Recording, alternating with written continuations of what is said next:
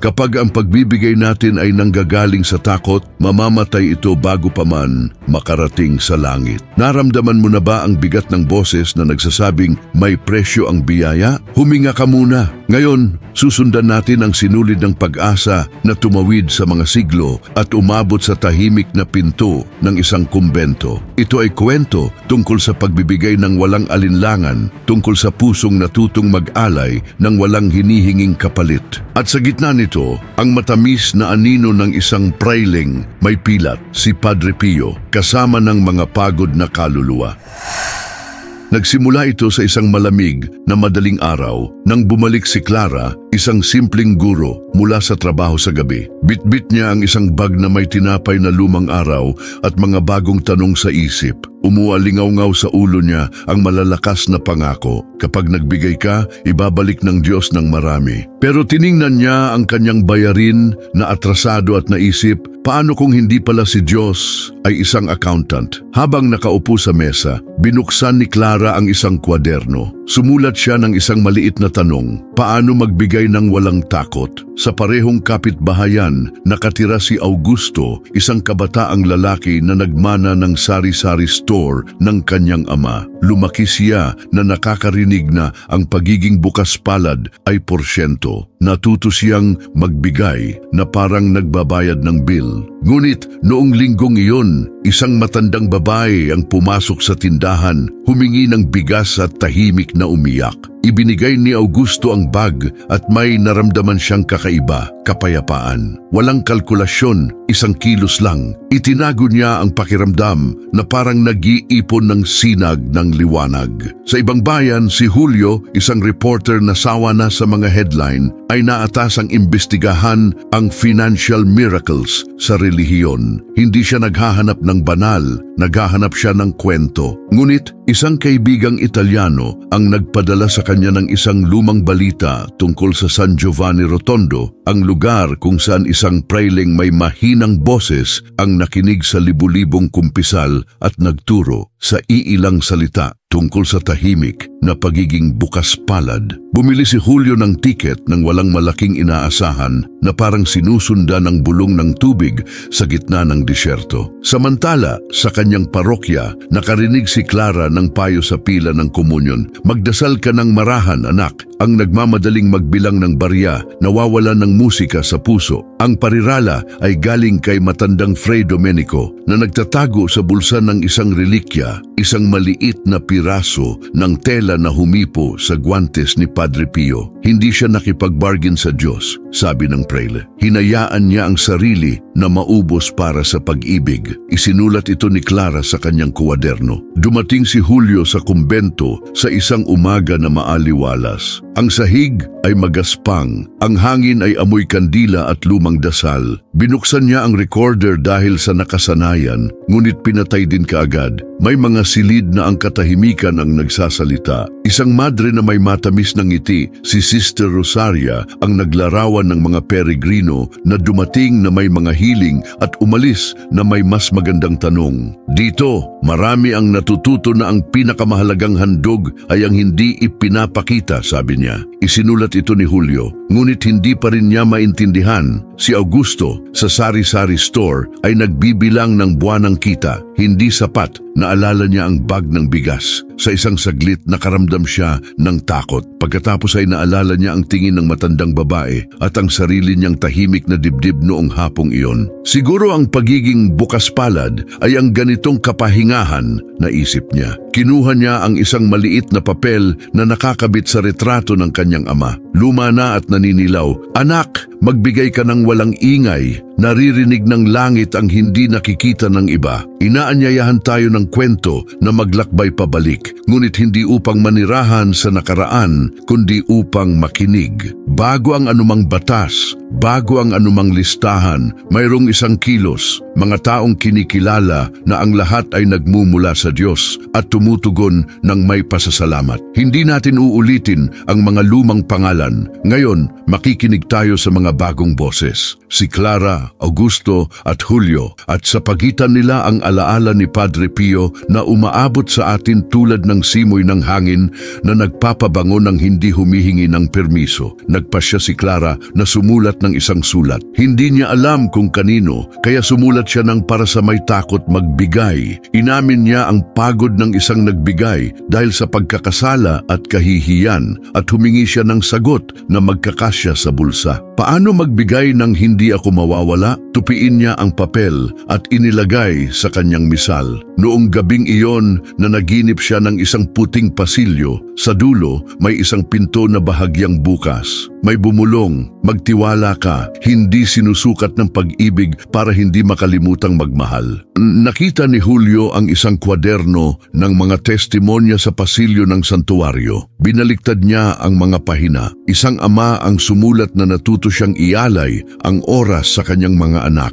Isang mananahi ang nagsabi na nagdadasal siya habang nananahi at ang bawat tahi ay isang panalangin para sa kapayapaan para sa isang tao. Walang nag-uusap tungkol sa porsyento. Nag-uusap sila tungkol sa pag-aalay, tungkol sa buhay na bumubuhos sa araw-araw. Naisip niya, paano kung mali ang tanong? Paano kung ang tanong ay hindi gaano kadami, kundi sino ako kapag nagbigay ako? Si Augusto, habang isinasara ang tindahan, nakakita ng isang lumang poster ng bayan. Isang bayanihan para ayusin ang daycare center. Naalala niya ang kanyang ama na nagtatrabaho sa bubong, na nakangiti. Naalala niya na nagdala siya ng pako at tubig para sa mga voluntaryo noong bata pa siya. Ang alaala ay nagbigay sa kanya ng isang mapa. Ang pagbibigay ay maaaring pagtatayo ng bubong para sa isang tao. Nagpadala siya ng mensahe sa mga kaibigan. Sabado, maaga, magpipintura tayo ng daycare. Minsan, kailangan ng isang mahinahong boses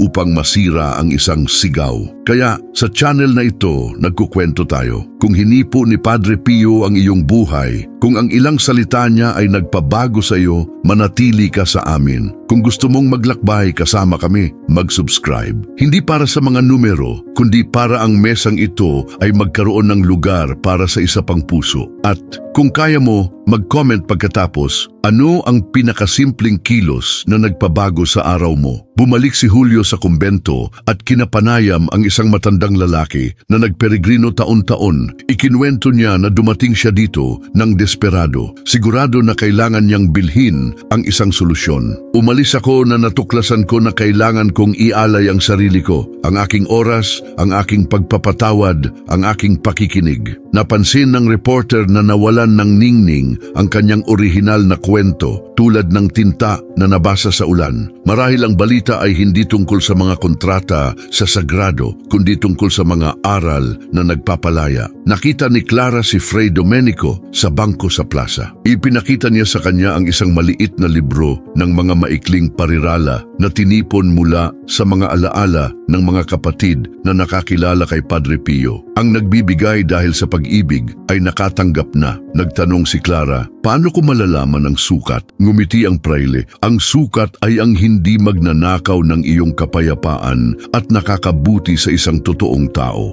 Ang salitang totoong ay parang simoy ng hangin sa kanyang mukha. Naisip niya ang kanyang kapitbahay na pinagsasaluhan niya ang pasilyo at nagbubuhat ng mabibigat na bag. Sa isang maulan na hapon, dumating si Augusto at ang mga kaibigan sa daycare na may mga pintura. Pinapanood sila ng mga bata sa bintana na parang nanonood ng isang palabas. Isang bata ang nagtanong kung makakatulong siya. Binigyan siya ng isang maliit na brush. Walang nag-uusap tungkol sa porsyento. Nag-uusap sila tungkol sa mga kulay, tungkol sa sikat ng araw na papasok ng mas maliwanag. Nang bumukas ang gate, huminga ng bago ang bayan. Isinusulat ni Julio ang pambungad ng report. Sinusulat niya at binubura. kulang sa numero, sapat na ang buhay. Nagpasya siyang gumawa ng kakaiba, isasalaysay niya ang mga pagkikita, maliliit na handog na hindi kasya sa isang spreadsheet. Naalala niya ang isang payo na narinig niya sa kumbento. Ang katotohanan ay nakikilala sa bunga ng kapayapaan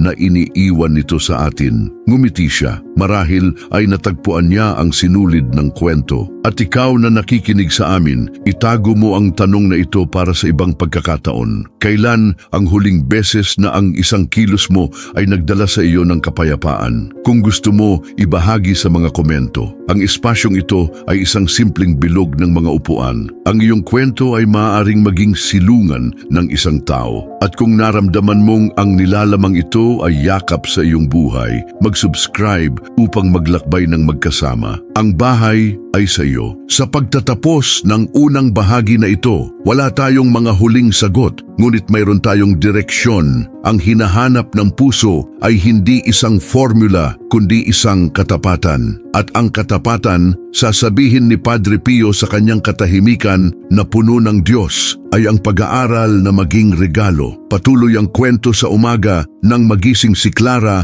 bago sumikat ang araw. Ang bukas na kwaderno sa mesa ay tila tinatawag siya. Binasa niya ulit ang tanong na nakasulat, paano magbigay ng walang takot? At napansin niya na hindi na niya nararamdaman ang parehong bigat. Sa kanyang dibdib may bagong gaan na parang ang sagot ay nasa maliliit na bagay. Tumayo siya, naghanda ng kape at nagpasya na bisitahin si Aling Irene, isang matandang kapitbahay na bihirang lumabas ng bahay. Nagdala siya ng tinapay at nakinig sa mga lumang kwento. Pagbalik, napansin niya na ang kanyang kilos ay mas mahalaga kaysa sa anumang porsyento. Ito ay buhay na ibinahagi. Si Augusto naman ay tumanggap sa sari-sari store ng isang matandang babae na nagngangalang Lucia. Wala siyang hiningi. Nag-iwan lang siya ng isang simpleng cake bilang pasasalamat sa tulong. Ilang linggo na ang nakakaraan. Nagulat siya. Ang pagiging bukas palad ay bumalik sa anyo ng pagmamahal at naunawaan ni Augusto na ang buhay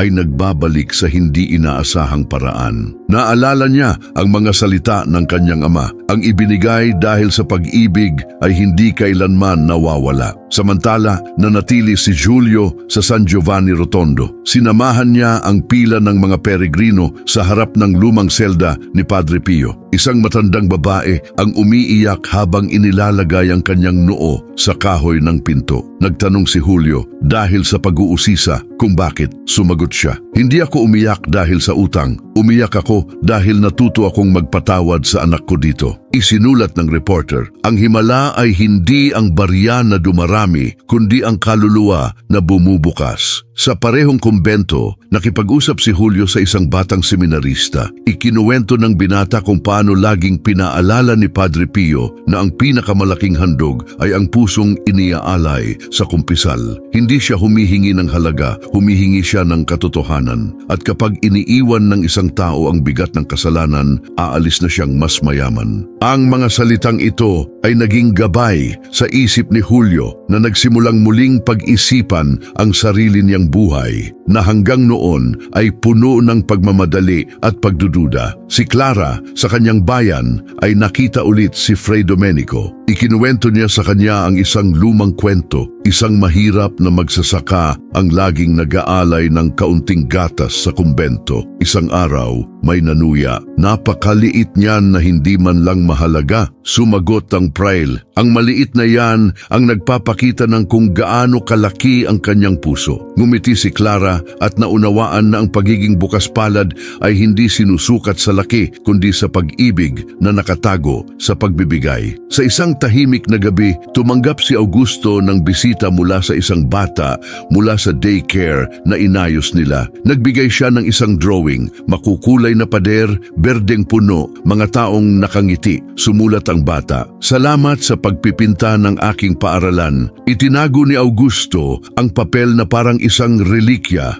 Naramdaman niya na ang drawing na iyon ay mas mahalaga kaysa sa anumang buwanang balanse. At ikaw na sumusubaybay sa kwentong ito, naranasan mo na ba ang isang sandali na ang isang simpleng kilos ay nagpuno sa iyo ng kahulugan? Ibahagi sa mga komento. Marahil ang iyong alaala ay ang lakas na kailangan ng iba ngayon. At kung ang espasyong ito ay hinipo na ang iyong puso, mag-subscribe. Ito ang aming paraan upang panatilihing buhay ang bilog na ito na nagkukwento na hindi nagpapahintulot na mamatay ang pananampalataya. Nagpasya si Julio na sumulat ng isang sulat sa sarili niya. Sinimulan niya, hindi ito tungkol sa pagdaragdag, ito ay tungkol sa pagmamahal. Naisip niya ang kanyang yumaong ina na nagtuturo sa kanya na magdasal bago kumain. Naalala niya kung paano niya iniaalay ang unang piraso ng tinapay sa sinumang nasa mesa. Marahil ang kwento ko ay hindi tungkol sa relihiyosong ekonomiya, kundi tungkol sa lihim na matematika ng pag-ibig na ito. Isinulat niya. Habang nagsusulat, isang alaala ni Padre Pio ang umalingaw-ngaw. Mga kwento na tiniis niya ang matinding sakit, ngunit iniaalay ang bawat paghihirap para sa iba. Naunawaan ni Julio na ang pag-aalay ng sarili ay hindi lang pagbibigay ng mga bagay, kundi pati na rin ang pagtitiis ng may pag-asa upang ang iba ay mabuhay ng mas mahusay. Naramdaman ni Clara ang pagnanais na sumulat ng mas maraming sulat. Sa pagkakataong ito, inadres niya sa hinaharap, sa mga darating pagkatapos ko, huwag kayong matakot. Ang buhay ay mas malaki kaysa sa anumang takot na mawalan. Ang nag-aalay ng sarili ay hindi kailanman nagiging walang laman. Itinago niya ang mga papel sa isang kahon ng sapatos. Si Augusto, habang naglalakad sa plaza, ay nakakita ng isang grupo ng mga kabataan na tumutugtog ng gitara. May nakakilala sa kanya mula sa sari-sari store at inanyayahan siyang kumanta. Hindi niya alam ang mga modernong kanta, ngunit nag-improvise siya ng isang kanta noong bata pa siya tungkol sa pagbabahagi ng tinapay. Sinamahan siya ng grupo at natuklasan niya na ang pagbibigay ay maaari ring pag-awit ng magkasama. Tinapos ni Julio ang kanyang report, ngunit napansin niya na hindi lang niya gustong ibigay ang isang teksto sa dyaryo. Gusto niyang isabuhay ang isinulat niya. Kaya bumili siya ng simpleng bulaklak at inilagay sa puntod ng kanyang ina na bumubulong. Ngayon naiintindihan ko, inay, ang pinakamalaking ikapu ay ang buhay na nagiging regalo. Ang sinulid na nag-uugnay kina Clara, Augusto at Julio ay hindi nakikita ngunit totoo. Natuklasan nilang lahat na ang pagiging bukas palad ay nagmumula sa isang malayang puso. Si Padre Pio, tahimik sa tela ng panahon, ay tila nakangiti mula sa loob ng kumbento na kinukumpirma na ang pagbibigay ng walang takot ay paglalakad sa liwanag. Umuusad ang oras at ang mga kwento ni na Clara, Augusto at Julio ay nagsisimulang magtagpo tulad ng mga ilog na nagkikita sa parehong dagat. Nagpasya si Clara na bisitahin ng kalapit na bayan upang dumalo sa isang vigil bilang parangal kay San Pio ng Pietrelcina. Hindi pa siya nakapaglakbay ng mag-isa, ngunit naramdaman niya na kailangan niyang magpasalamat sa mga sagot na nagsisimulang sumibol sa kanyang puso. Sa kanyang maleta, nagdala lang siya ng simpleng damit at ang kwaderno na puno ng mga tanong at tala. Si Augusto, na curious sa karanasan ng kanyang kaibigan, isinara ang sari-sari store sa loob ng isang weekend at nagpasya na samahan siya. Gusto niyang maintindihan kung bakit napakaraming tao ang nag-uusap tungkol kay Padre Pio na parang buhay pa siya. Kung talaga siyang tumuturo sa esensya ng pananampalataya, kailangan kong makinig, naisip niya. Si Julio, na nabago na sa pananatili sa San Giovanni Rotondo, tinanggap ang imbitasyon ni Fray Domenico na magbigay ng testimonya sa parehong vigil. Hindi siya gusto magsalita sa publiko, ngunit naramdaman niya na kailangan niyang ibahagi ang nakita niya. Marahil, ang trabaho ko ay hindi lang sumulat, kundi pati na rin ang bigyan ng boses ang nagbabago. Pag-amin niya, sa gabi ng vigil na puno ang simbahan, ang mga kandila ay nagbigay liwanag sa mga pagod at umaasang mukha. Binuksan ni Clara ang kwaderno at binasa ang kanyang tanong ng tahimik, paano magbigay ng walang takot? Pagkatapos, narinig niya si Julio na nagkukwento tungkol sa matandang babae na umiyak dahil natuto siyang magpatawad sa anak niya. Ang mga salita ay umaling-aungaw sa kanyang dibdib bilang sagot. Naunawaan niya, ang pagbibigay ay hindi pagkawala, ito ay pagpapakasunduan. Si Augusto na nakaupo sa likod ay pinanood ang mga taong kumakanta ng magkasama. Naisip niya ang pininturahang daycare, ang cake na natanggap niya, ang nakatagong drawing. Napansin niya na ang kanyang simpleng buhay ay puno na ng mga kilos na buhay na handog. Isang init ang pumasok sa kanyang dibdib. Pinikit niya ang mga mata niya at nagpasalamat ng tahimik. Nang dumating ang misa sa sandali ng komunyon, naalala ng pari ang isang parirala na iniugnay kay Padre Pio. Kung hindi ka makapagbigay ng marami, magbigay ka ng kaunti. Kung hindi ka makapagbigay ng kaunti, ibigay mo ang iyong puso. Ngunit huwag mong kalimutang magmahal. Ang mga salita ay kumalat na parang simoy ng hangin. Tahimik na umiyak si Clara. Nagtala si Julio. Huminga ng malalim si Augusto. Sa huli, nagkita silang tatlo sa labasan ng simbahan. Hindi sila magkakilala noon, ngunit ang gabi ay lumikha ng hindi nakikitang ugnayan. Nagpalitan sila ng tingin ng pagkilala na parang napansin nila na pareho sila ng nilalakaran. Ipinakita ni Clara ang kwaderno at sinabi, "Natatakot akong magbigay. Ngayon naiintindihan ko na ang pagbibigay ay pagtitiwala." Idinagdag ni Augusto, "Natuklasan ko na hindi ito kalkulasyon. Ito ay buhay na ibinahagi." Tinapos ni Julio, "At kapag sumusulat o nagsasalita tayo tungkol dito, hindi ito teorya. Ito ay laman at kaluluwa." Nagpaalam sila, ngunit nangako na magpapanatili ng kontak. Ang sinulid ng pagiging bukas palad ay nag-ugnay na sa kanila. At ikaw na sumusubaybay sa kwentong ito, naramdaman mo na ba ang lakas ng isang vigil, ng isang buong gabi na inalay sa panalangin? Ibahagi ang iyong karanasan sa mga komento. Ang channel na ito ay isa ring lugar ng mga testimonya. Kung hinipon na ni Padre Pio ang iyong buhay, ang iyong salita ay maaaring maging liwanag ng isa pang puso. At kung hindi ka pa bahagi ng aming komunidad, mag-subscribe upang maglakbay ng magkasama. Dito, ang pananampalataya ay nagiging buhay na mga kwento. Sa mga sumunod na araw, bumalik si Clara sa kanyang routine, ngunit may nagbago. Patuloy siyang binibisita si Aling Irene. Ngayon ay nagdadala rin ng kasama, tawanan at oras. Natuklasan niya na ang pinakabihirang regalo ay ang presensya. Bumalik si Augusto sa sari-sari store, ngunit nagpasiya na maglagay ng donation jar sa counter, hindi para sa simbahan, kundi para tulungan ng mga pamilya sa kanilang kapitbahayan. Sumulat siya sa poster, "Kung kulang ka, kumuha. Kung sobra ka, mag-iwan." Kaagad, ang jar ay naging lugar ng pagkakaisa.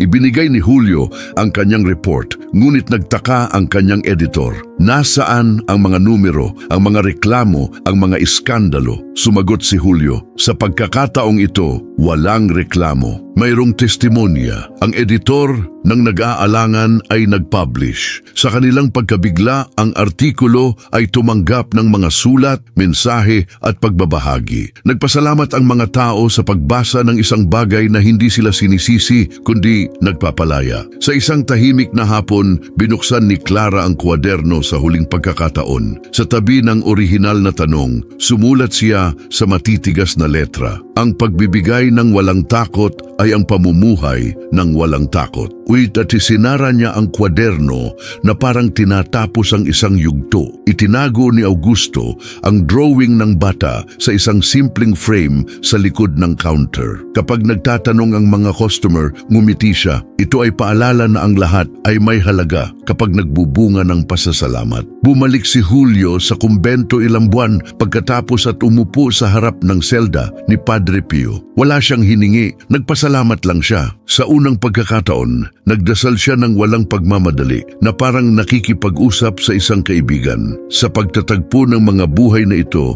lumitaw ang sagot. Ang pagiging bukas palad ay hindi barya, hindi kontrata, hindi banta. Ito ay ang buhay na hinahayaang maubos ng tahimik, tulad ng kandila na nagbibigay liwanag nang hindi humihingi ng palakpak. Ito ang esensya ng Ebanghelyo na isinasabuhay. At marahil iyan ang pinakamalaking pamana ni Padre Pio, ang pagpapaalala na ang pananampalataya ay hindi sinusukat sa ibinibigay natin, kundi sa pag-ibig na kung saan tayo nabubuhay. Umuusad ang panahon, ngunit ang mga alingawngaw ng vigil na iyon ay patuloy na sumasama kina Clara, Augusto at Julio. Sa bawat araw, isang simpleng detalye ang nagpapaalala sa kanila ng natutunan nila. Si Clara, habang inaayos ang kanyang silid-aralan, ay napansin na ang pagtuturo ay isa ring gawa ng pagbibigay. Hindi lang ito tungkol sa paglilipat ng kaalaman, kundi sa pag-aalay ng pasensya,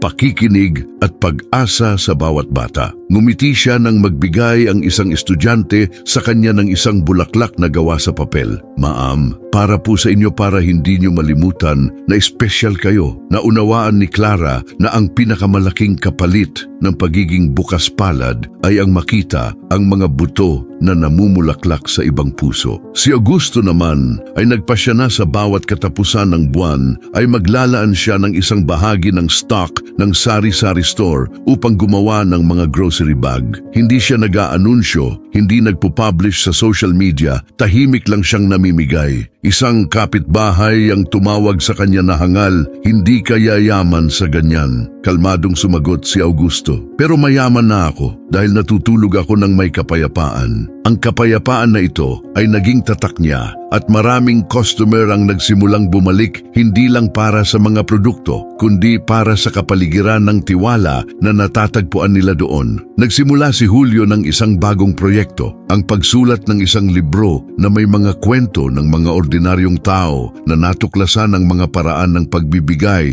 ng walang takot. Naglakbay siya sa buong bansa, kinapanayam ang mga ina, kabataan, matatanda. Isang karaniwang tema ang lumitaw sa lahat ng mga kwento. Walang nag-uusap tungkol sa kalkulasyon. Lahat ay nag-uusap tungkol sa mga pagkikita, pagpapakasunduan, pagyakap, maliliit na handog na nagpabago ng mga kapalaran. Habang nagsusulat, naramdaman ni Julio na sa wakas ay inilalagay niya ang kanyang propesyon sa serbisyo ng kung ano ang talagang mahalaga. Tumanggap si Clara ng isang hindi inaasahang sulat. Ito ay mula sa isang dalaga na nagbasa ng isang bahagi ng report ni Julio at nag-identify sa kanyang mga salita tungkol sa takot sa pagbibigay. Ikinuwento ng dalaga na pagkatapos ng mga taon na nakakulong sa mga sermon na nagpapadama sa kanya ng pagkakasala, nagpasya siyang magbago. Bumili siya ng simpleng bulaklak at dinala sa isang may sakit na kapitbahay. Iyon ang unang beses sa mahabang panahon na naramdaman kong malaya ako, isinulat niya.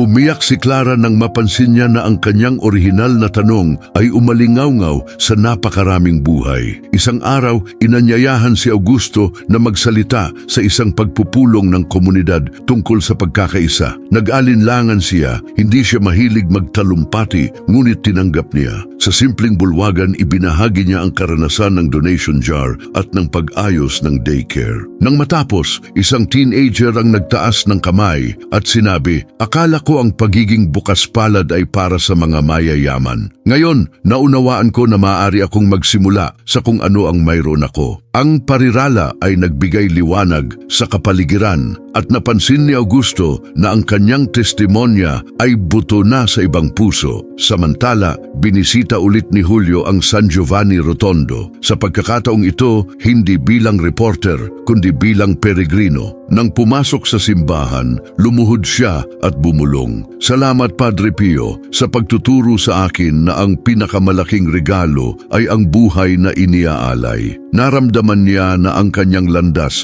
ay nagbago ng direksyon. Hindi na lang siya mamamahayag, siya ay isa na ring mananalaysay ng pag-asa. Sa pagtatapos ng paglalakbay na ito, ang tatlong protagonista ay nagpapatuloy sa kanilang buhay na may parehong aral na nakaukit sa kaluluwa. Ang pagiging bukas palad ay hindi takot, hindi obligasyon, hindi bargain. Ito ay kalayaan. Ito ay tiwala sa Diyos. Ito ay ang mapagmahal na tugon ng isang taong kinikilala na ang lahat ay regalo na. At ngayon, ang tanong na iiwan ko sa iyo, ano ang pinakasimpleng kilos na nagpabago na sa iyong puso? Ibahagi sa mga komento dahil ang iyong karanasan ay maaaring ang hininga na kulang sa araw ng isang tao. Kung naramdaman mong ang espasyong ito ay nakikipag-ugnayan sa iyong buhay, mag-subscribe upang magpatuloy na magkasama. Dito, ang bawat kwento ay nahati-hating liwanag, ang bawat salita ay yakap.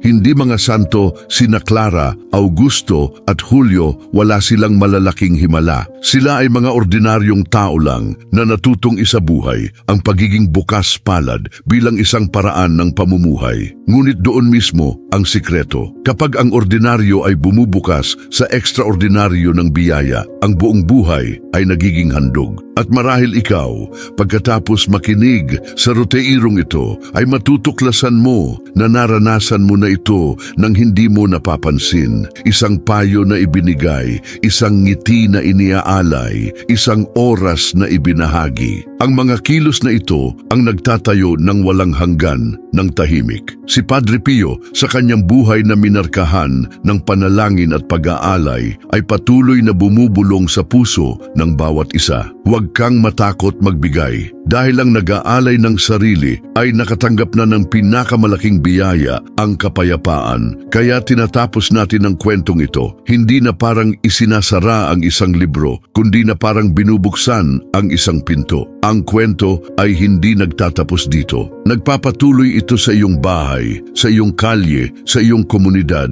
Ang bawat hakbang mo ay maaaring maging isang handog, ang bawat kilos, isang buto. Sana ay magbigay inspirasyon sa iyo ang videong ito na mabuhay ng may kalayaan, magbigay ng may kagalakan at magtiwala sa Diyos na nagbigay na sa iyo ng lahat kay Kristo. At sana, tulad ni Clara, Augusto at Julio, matuklasan mo na ang tunay na pag-ibig ay hindi kailanman nagkakalkula, nagbubuhos lang ito. At bago tayo magpaalam, gusto kong mag-iwan sa iyo ng isang paanyaya mula sa puso. Kung ang kwentong ito ay nakausap ka, kung sa ilang sandali ay nakita mo ang sarili mo kina Clara, Augusto, Julio o kahit sa mga katahimikan ni Padre Pio, manatili ka sa amin. Mag-subscribe upang magpatuloy na magkasama, ibahagi sa mga komento kung paano hinipon ang pagiging bukas palad ang iyong buhay at magmungkahi ng mga bagong paksa para tuklasin natin dito. Ang iyong boses ay isang mahalagang bahagi ng komunidad na ito dahil ang bawat kwentong ikinukwento ay nagkakaroon lang ng kahulugan kapag nakakita ito ng tugon sa ibang puso.